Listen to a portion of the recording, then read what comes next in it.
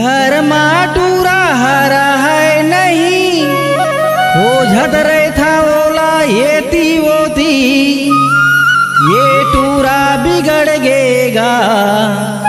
बतावा मैं काला संगी मोरे नाती बिगड़ गेगा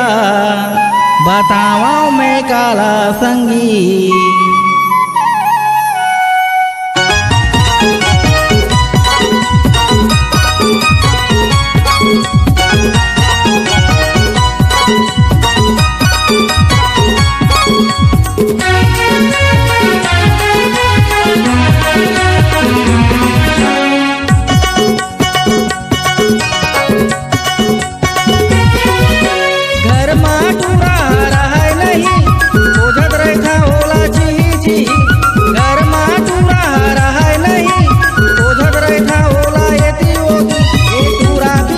बतावा मैं काला संगी मोर नाती बिगड़ गेगा बतावा मैं काला संगी। घर माटूरा हरा है नहीं ओझद रेखा ओला जी जी घर माटूरा हरा है नहीं ओझद रेखा ओला ये जी ओजी टूरा बिगड़ गेगा बतावा मैं काला संगी मोर नाती बिगड़ गेगा बतावा मैं काला संगी।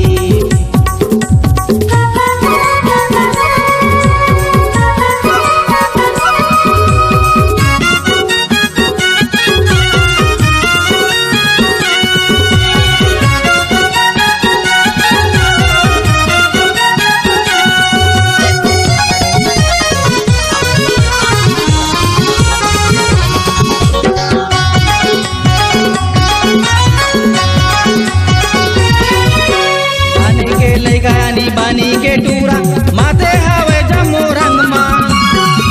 जानी टूरा का बनाही कापे हवे जुहा डर मा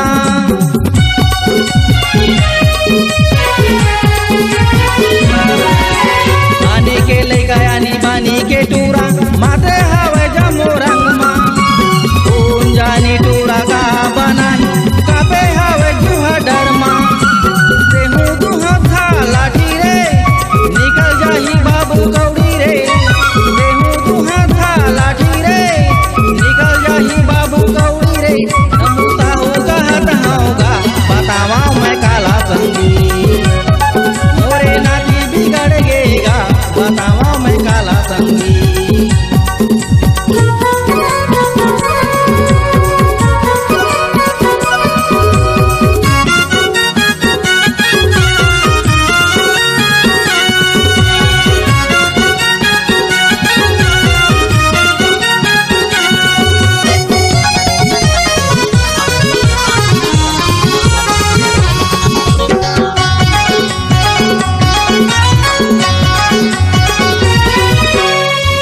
मोबाइल मारेंगे हवाई टूरा ककरो कहे नहीं माने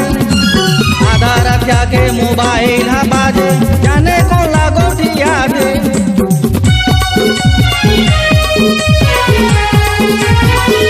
टीवी मोबाइल मारेंगे हवाई टूरा ककरो कहे नहीं माने आधा रखा के मोबाइल हा बाजे जाने को लागो याद उल्टा जमाना आगे घर के बरजे नहीं माने रे उल्टा जमाना आगे रे घर के बरजे